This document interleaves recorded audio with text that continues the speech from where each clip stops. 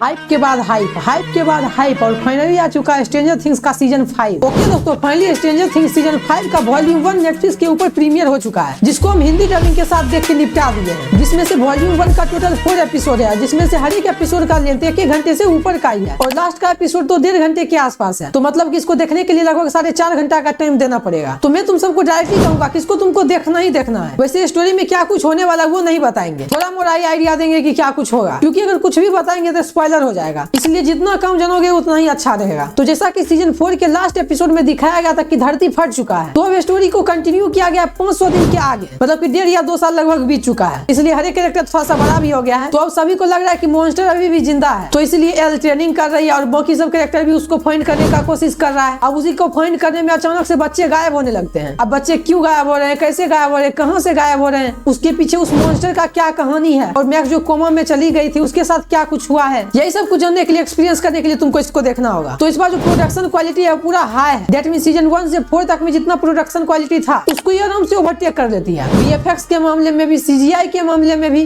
और तो इसका प्रोस्थेटिक मेकअप जो है वो भी बहुत हाई है। पूरा रियल वाइब आता है कि पूरा असली है। वैसे तुम सबको आइडिया लग ही गया होगा कि 3 कैरेक्टर में से किसी ना किसी का पत्ता कटेगा जरूर। पहला कैरेक्टर 211 का डेड हो गया और दूसरा कैरेक्टर स्टीव हो गया और तीसरा कैरेक्टर जोनाथन हो गया। लेकिन जहां तक हमको लगता है कि जोनाथन मर जाएगा। तुम सब सही सोच रहे हो, इस वॉल्यूम के अंदर कोई भी कैरेक्टर नहीं मरता है। लेकिन जहां तक हमको लग रहा है कि वॉल्यूम 2 जब आएगा तो उसमें कोई न कोई मरेगा जरूर। और जहां तक कि मेरा गेस है कि जोनाथन मरेगा। अब फर्स्ट एपिसोड और सेकंड एपिसोड थोड़ा सा बोर करता है, लेकिन जब थर्ड और फोर्थ एपिसोड आता है उसके बाद तो बवाल हो जाता है। वो लास्ट एपिसोड का जो 30 मिनट है वो पूरा स्ट्रेंजर थिंग्स के सीजन पे भारी पड़ जाता है। बिकॉज सीजन 1 से लेके 4 तक में जितना बिल्डअप दिया गया था विलन को, वो फाइनली वॉल्यूम 1 के लास्ट एपिसोड में आके रिवील होता है। वो सीन देखने लायक होता है। वैसे बाकी का सीजन में विल का ज्यादा रोल नहीं था, बट इस सीजन के अंदर इसका बहुत ही खास रोल है। वो देख के तुम जानना कि क्या खास रोल है, बट इसमें विल का खास रोल है। और भी बहुत कुछ बताना चाहते हैं लेकिन नहीं बताएंगे। तो पहला इसका प्रॉब्लम ये है कि इसका जो फर्स्ट और सेकंड एपिसोड था वो थोड़ा सा बोर कर रहा था। अब अगले प्रॉब्लम के बारे में बात करें तो वो इसका डबिंग है। अब पता नहीं तुम सबको ऐसा लगेगा कि नहीं लगेगा, बट हमको लगा था, इसलिए सोच रहे कि तुमको भी बता देते हैं। बहुत सारा ऐसा कैरेक्टर था जिसके ऊपर डबिंग सूट नहीं कर रहा था, तो डबिंग में थोड़ा सा इंप्रूवमेंट का जरूरत तो था। एक और बात है कि इसको फैमिली के साथ नहीं देखना, क्योंकि इसके अंदर वायलेंस और ब्रूटैलिटी तो दिखाया ही गया है, लेकिन साथ ही साथ इसमें गाली भी दिया गया है। तो फैमिली के साथ नहीं देखोगे वही अच्छा रहेगा। कितना सीन ऐसा आता है देखने के लिए जिसमें 1 टेक सीन लिया गया है। वैसे तुम सबको पता ही होगा कि अगर तुम सब मेरा वीडियो पहले देखते हो तुमको आइडिया होगा कि हमको 1 टेक सीन बहुत पसंद है। लेकिन इसके अंदर जो 1 टेक सीन दिखाया गया वो बहुत ही गजब का है, क्योंकि 1 टेक सीन तो था, कोई दिक्कत नहीं है, लेकिन उसमें मॉन्स्टर और क्रिएचर हमला कर रहा है तो वो थोड़ा सा बनाना और मुश्किल हो जाता है, क्योंकि उसमें रियल वीएफएक्स और सीजीआई पूरा का पूरा मिक्सचर होता है। तो इसीलिए उसमें एक्टिंग करना और भी मुश्किल हो जाता है। तो इसलिए इसका 1 टेक सीन हमको कुछ ज्यादा ही पसंद आया था। वैसे इसके अंदर अच्छा खासा ट्विस्ट एंड टर्न डाला गया है। जब तुम उसको देखोगे तुम्हारा माइंड पूरा ब्लो कर जाएगा। वैसे वॉल्यूम 1 के अंदर कंक्लूजन तो नहीं निकलता है कि कौन जीता है और कौन हारा है, मे बी वो वॉल्यूम 2 के अंदर रिवील किया जाएगा। बट मैं तुम सबको कहूंगा कि अगर तुम सब पेशेंस रख सकते हो तो फिर तुम वॉल्यूम 1 को अभी देख के निपटा दो, और अगर तुम सबको पेशेंस नहीं है तब तुम वॉल्यूम 2 और वॉल्यूम 3 का आने का इंतजार कर सकते हो। बिकॉज लास्ट एपिसोड के अंदर कुछ ऐसा दिखाया गया जिसको देखने के बाद तुम तुरंत में एक्साइटेड हो जाओगे वॉल्यूम 2 के लिए। तो इसलिए थोड़ा सा कंट्रोल में रखना मुश्किल हो जाएगा। ओके दोस्तों, तो ये था छोटा सा रिव्यू। अगर ये रिव्यू पसंद आया हो तो एक लाइक कर देना, सब्सक्राइब कर लेना अगले वीडियो के लिए। तब तक के लिए बाय बाय।